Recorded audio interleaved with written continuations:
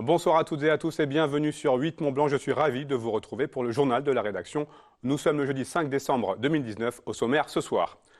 Nous verrons que l'appel à la grève a été très fortement suivi en France et chez nous, dans nos départements. En Savoie, près de 7000 manifestants ont été recensés. À Annecy, ils étaient environ 5000 dans les rues. Reportage dans ce journal. Et puis nous continuerons à nous intéresser au développement du sport adapté en Savoie. Après le portrait d'un jeune pongiste hier, place ce soir à une très belle rencontre avec Marie Graftiot, nageuse à succès du SOC Chambéry. Mais avant de développer ces titres, une petite annonce et un mot de justice. Le tribunal correctionnel de Bonneville a rendu son verdict ce jeudi matin dans l'affaire dite des décrocheurs de portraits d'Emmanuel Macron. Les 7 militants de l'association Action non violente COP21 qui avaient décroché des portraits présidentiels dans 4 mairies de communes de la vallée du Mont-Blanc ont été condamnés chacun à une amende de 500 € avec sursis. Les 7 décrocheurs ont 10 jours pour faire appel de cette décision. On écoute quelques réactions recueillies à la sortie de l'audience. La réaction, elle est forcément mitigée. Il y a une condamnation qui est certes avec du sursis, mais qui ne reconnaît pas l'état de nécessité. Donc c'était quand même ce qui était attendu. Et puis après, ça dure 2 minutes. Il n'y a pas d'explication plus que ça. C'est soi-disant pas recevable. Ok, mais sur quelle base? Les coupables, c'est pas forcément les 7 qui sont là, hein, c'est les nombreuses personnes qui ont les responsabilités et qui ne font pas ce qu'il faut. Donc voilà, après, oui, 500 € d'amende, certes avec sursis, mais c'est une condamnation qui est quand même pas anodine. On l'a déjà dit un peu depuis le début de cette affaire et à chaque fois on le répète, en fait, on ne peut rester que déterminé au final. Il n'y a pas le choix, il y a une situation, il y a une urgence climatique et sociale qui fait que on ne peut pas se résigner à se dire c'est parce qu'on a une amende, même avec sursis, qu'on ne se bouge plus. Ça, en tout cas là je parle personnellement et je pense que le groupe le pense aussi ainsi, mais personnellement je ne me vois pas arrêter, il n'y a pas le choix en fait. Il n'y a pas le choix.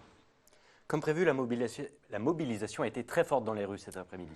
13 ans qu'on n'avait pas vu autant de monde à Annecy dans une manifestation. Plusieurs milliers de retraités, fonctionnaires, salariés, agriculteurs, étudiants ou encore personnel hospitalier se sont mobilisés aujourd'hui. Fanette de Buisson et Bastien Buteau-Carlin étaient au cœur du cortège. Ils ont décidé de se faire entendre. 4500 manifestants selon la police, 7500 selon la CGT ont défilé dans les rues d'Annecy en cette journée de mobilisation nationale. Dans le cortège, une centaine de pompiers. Plus que de faire entendre, c'est de se faire écouter qui est important. Aujourd'hui, on ne nous écoute pas. On nous entend, mais on ne nous écoute pas. Donc, il faudrait qu'on prenne la mesure des problématiques qu'on a au niveau des retraites, mais de tous les problèmes sociaux et de la fonction publique en règle générale. Donc voilà, ce qu'on veut, c'est qu'on nous écoute aujourd'hui. La réforme des retraites en cours de préparation par le gouvernement impacte de nombreux corps de métier. Les fonctionnaires, très représentés dans le cortège, sont parmi les plus impactés. La façon de calculer cette retraite, en fait, ne sera plus la dernière année de cotisation, mais les 20 dernières années de la carrière. Donc moi je me mets, il y a 20 ans en arrière, je touchais 800 €. Donc si je dois passer 800 € la moitié, je suis à 400 €. On n'a pas de 13e mois, comme on n'a pas de prime, comme on n'a pas...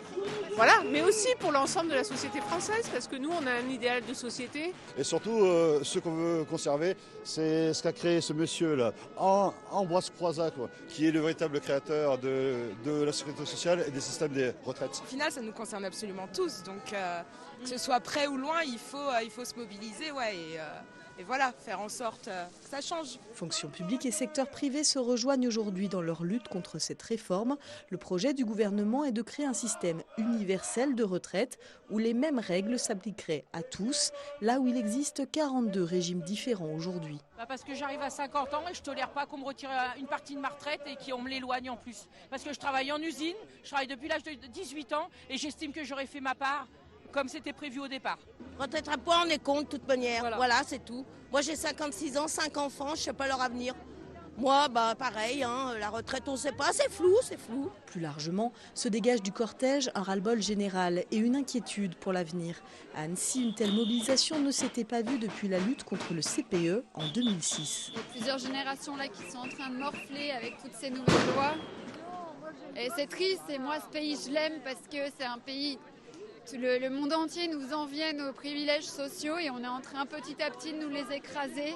Le gouvernement a annoncé en milieu de journée qu'il présenterait le projet précis avant la fin de la semaine prochaine. Pour les manifestants, ce 5 décembre n'est que le début d'un rapport de force qui s'annonce long. Chacun est manifestement déterminé.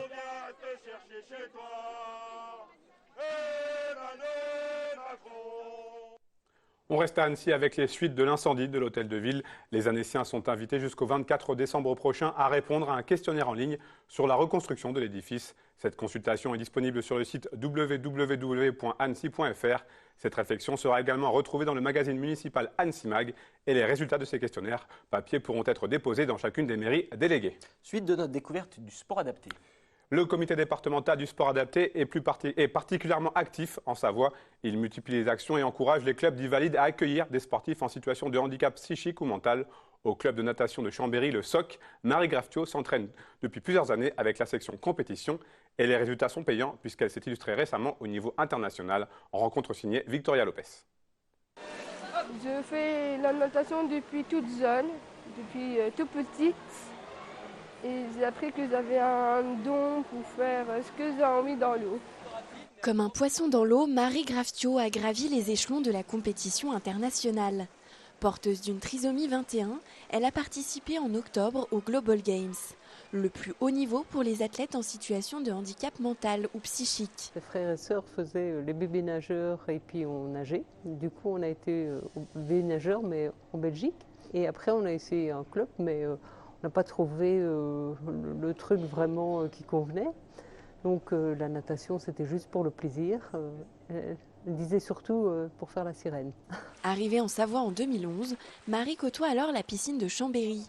Repérée par un entraîneur, elle rejoint un club de sport adapté avant d'intégrer le SOC Natation. Son objectif, rejoindre le pôle France des athlètes porteurs de trisomie 21. Elle intègre donc le groupe compétition valide du club. Le rythme est intense avec chaque semaine 3 entraînements collectifs avec les jeunes de 11 à 12 ans et 2 entraînements individuels. Mathieu Charrier la suit depuis 1 an. Elle a un fonctionnement de haut niveau, malgré son handicap. Elle montre l'exemple par rapport aux autres nageurs du club. Elle est joyeuse, elle est motivée et à chaque fois elle vient avec des ambitions et voilà, c'est que du bonheur. À 24 ans, Marie partage son temps entre son travail dans un établissement adapté et sa passion. La natation, c'est toute ma vie. Mes objectifs, c'est d'aller faire des compétitions haut niveau, rencontrer plein d'athlètes haut niveau aussi, et atteindre mon plus grand rêve de ma vie, c'est de faire les Jeux paralympiques qui se déroulent à Paris en 2024. Les Jeux paralympiques ne sont pour le moment pas adaptés au handicap de Marie. Seuls les Global Games proposent une catégorie réservée aux athlètes porteurs de trisomie 21. Marie y a remporté 3 médailles d'or en relais, 2 médailles d'argent en brasse et 1 médaille de bronze en 4 nages. Ce que je trouve important, c'est que ça donne aussi de l'espoir aux autres parents. D'imaginer que, pas qu'elle soit un modèle pour les autres enfants ou les autres parents, c'est pas ça, mais que quand on a un enfant qui naît avec un handicap, on puisse se dire, non, il y a moyen de se réaliser. Enfin, ce n'est pas aller à l'UNIF qui fait nécessairement la réussite ou de gagner beaucoup d'argent. Il y a d'autres manières de se réaliser. Et handicap ou pas handicap, on peut avoir une vie réussie. À peine rentrée de la compétition, Marie a repris le chemin des bassins avec en tête déjà de nouvelles ambitions pour 2020. On enchaîne avec la suite de notre série de la semaine consacrée à la bière artisanale. Et pour ce dernier épisode, Fanette de Buisson a choisi de mettre en lumière les colporteurs de mousse, une association qui regroupe quelques-uns des brasseurs des Pays de Savoie. Direction Annecy à Armalté, un des membres de ce collectif. Reportage.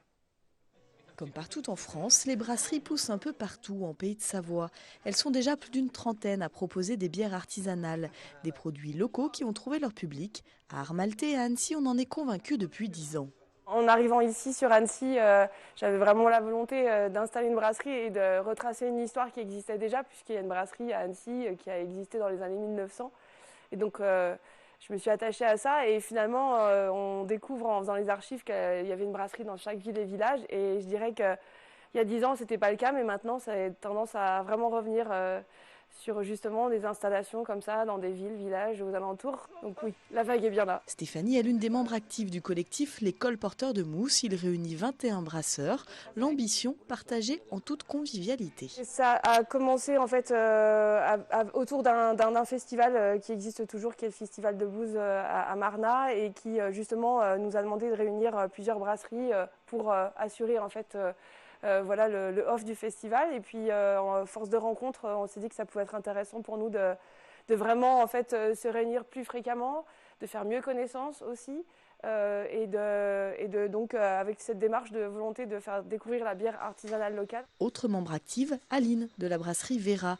Pour elle, les professionnels ont tout à y gagner. On est tous dans nos brasseries, mais on ne prend jamais le temps en fait d'aller voir les autres. Et là, ça nous permet en fait à peu près une fois par trimestre de se réunir dans une brasserie, de déguster des bières. Et puis de discuter avant tout des petits problèmes qu'on peut rencontrer, faire des projets au sein du collectif. Donc là, pour Noël, ça va faire notre deuxième année où on fait des calendriers de l'Avent 100% local.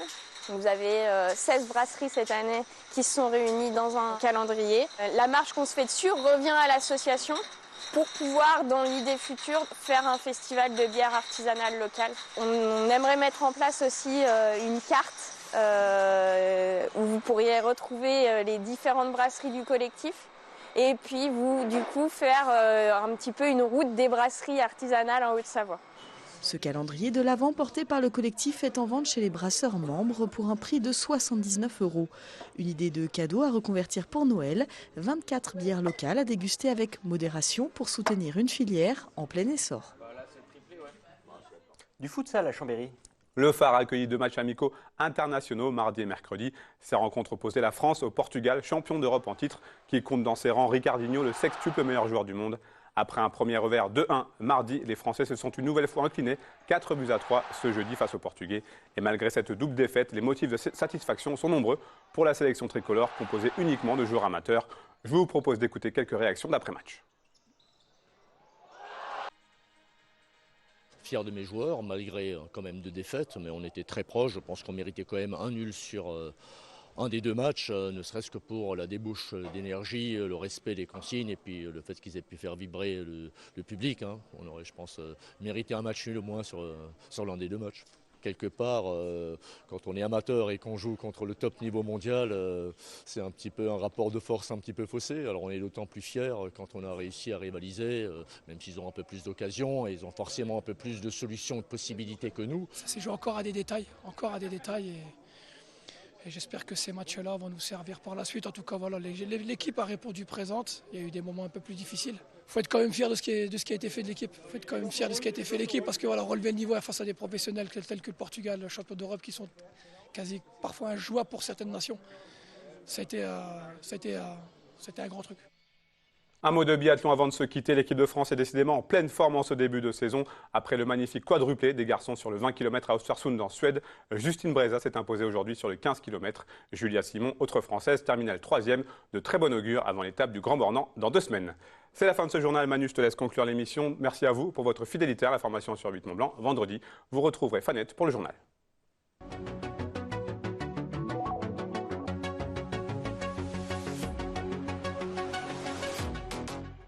C'est la fin du JT, vous savez ce que ça signifie, c'est également la fin d'Accès Direct pour aujourd'hui. Merci à toutes et à tous de votre attention. Si vous nous regardez en direct, vous retrouverez ce soir votre série documentaire au cœur des parcs naturels régionaux de France, avec un focus dans ce numéro sur les volcans d'Auvergne.